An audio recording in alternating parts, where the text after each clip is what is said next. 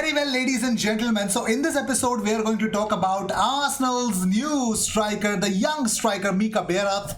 Of course, we're also going to talk about some other Arsenal news as well. Kevin Campbell opens up about the two Arsenal signings. Ian Wright opens up about Aaron Ramsey, and of course, Takahiro Matsumoto. Three of Arsenal's fixtures has been rescheduled.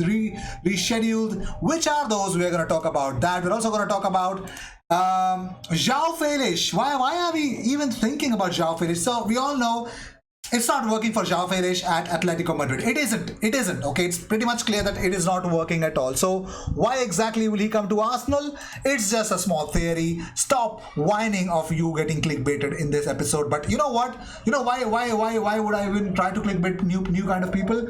Because I want to tell them that this is the source that gives them daily Arsenal news, even though you're tricked into coming to this channel. But hey, staying here is your completely your decision, yeah? So let's just talk about the first news that we have in for you guys. The first player that we have for you guys is about, of course, Mika Barath. Well, yes, Arsenal striker Mika Barath has been called up to the Denmark under-19 squad, according to a source named Finn Jeremy Larsen. They say that yes, Mika Barath has been called for Denmark under-19 squad, and congratulations, Mika. He's been supremely phenomenal. One of the volley finishes recently scored was unbelievable, unmatched. Beautiful goal for a beautiful player. Moving on, let's talk about other things about three of Arsenal's Premier League matches that have been rescheduled. So, as a result of TV selection, number one is Arsenal versus Watford. Originally, it was Saturday, November 6th, but right now it's 2 p.m. BST. November 7th, Sunday, followed by Liverpool versus Arsenal on November 20th, which is on Saturday. It was actually the same day, 3 p.m. BST was the starting time, but now it's 5:30 p.m. kickoff time, so you can understand why. Arsenal versus Newcastle is the next game.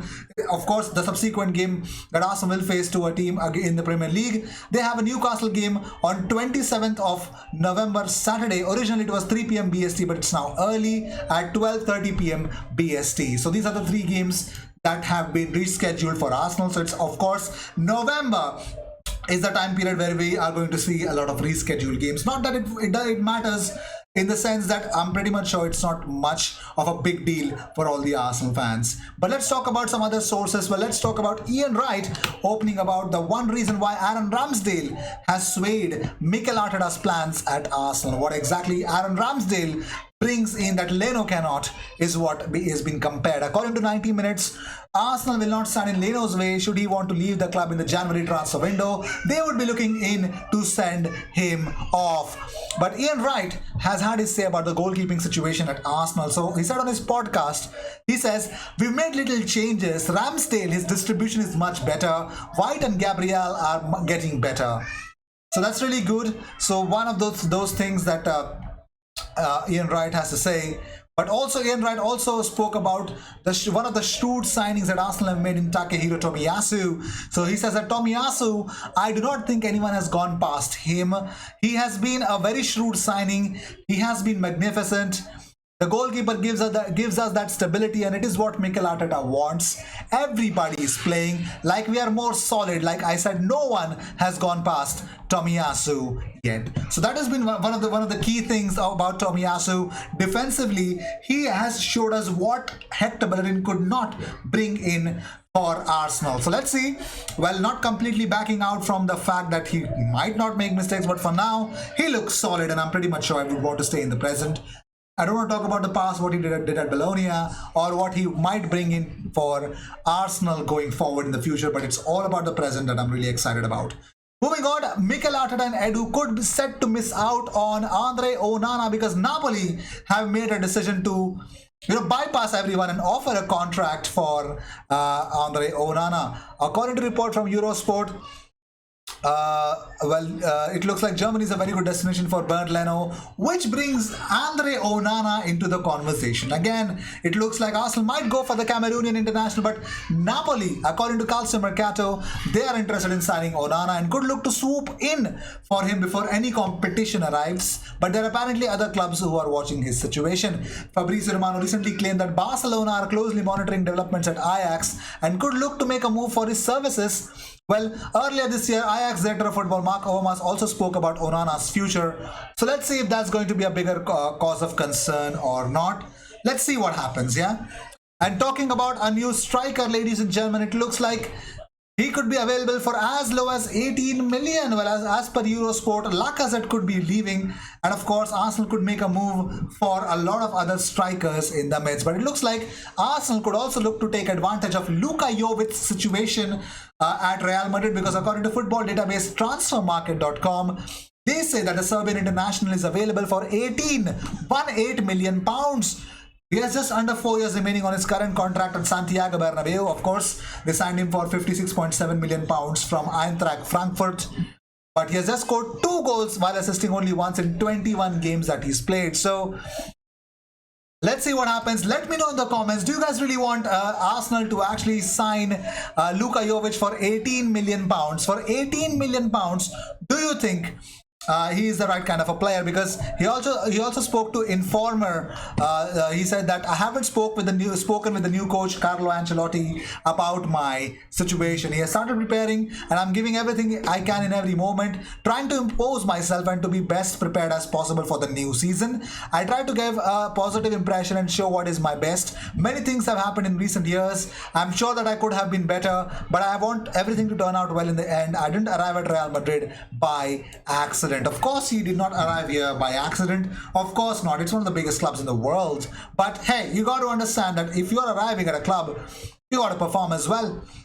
But it looks like Arsenal are about to make 83 million pounds by the sale of certain players in January. One of those players includes Mohamed Elneny. Of course, Arsenal not offering him a new contract. Let's see, transfer market values him at around 9 million pounds. And then there's Bernd Leno. It looks like 19.8 million is the price tag that could be set up at Bernd Leno's head. And talking about Seo Kolasinac, well, yes, same old issues. But let's see how things will turn out to be. Granit Xhaka again signed a new deal, so of course his value would be good. But according to transfermarket.com, it's 19.8 million pounds for Granit Xhaka. Ainsley Maitland-Niles, 14.4 million pounds. That is also one of the price tag that Arsenal could look up to. But Nketiah, well, transfer market values Nketiah at 14.4 million. But then there's a big question: which club would want to pay that much for Nketiah right now? They'd rather wait for some months and then boom, they get him for free. Why would they even want to pay any kind of money, that kind of money, at least for Eddie Nketiah? Moving on, well, Kevin Campbell is impressed by the performance of Takahiro Tomiyasu in the 2 games that he has played for the club. He says, it fills me with joy to see the video of Tomiyasu. When have we ever seen Arsenal do that in the last few years? We have not. A few weeks ago, there were holes in Arsenal's squad, and right back was one of the holes they had. Tomiyasu has come in and made such a big difference. He can defend, and he is decent enough going forward. He isn't fantastic going forward, but he doesn't have to be, because he does his job as a right back. It's so important as a defender to do that. At the weekend, he was up against a good player in Dwight McNeil, and he dealt with him superbly. I think Tomiyasu was quite brilliant signing, because you can see that he wants to play for the badge. It is only his 2nd game, and he's just going to be better and fitter. Well, of course, hopefully he is much more fitter than we expect him to be, and most importantly, he should stay fit. Is that because you know if one injury and boom, Arsenal are struggling, man. Arsenal are really struggling. Anything happens to Tierney, of course, you can remove him off for 60 to, you can play him for 60 to 70 minutes, and then there is Nuno Tavares. But then the question arises that what happens to Takahiro Tomiyasu, who's there to relieve the pressure on him? Of course, as I already mentioned before, way before during the transfer window, that Arsenal need a set of fullbacks, and boom, that problem will arise every single time we speak about it. But moving on, so it looks like João Felix is doing the ultimate team, and more importantly, you can see he's making sure to use Arsenal kit on FIFA 22. How great is that? João Felix is really crazy. Well, could that mean, well he actually tagged Kylian Mbappe in EA Sports FIFA, but unbelievable to see, man. João Felix repping Arsenal kit. Why would you do that?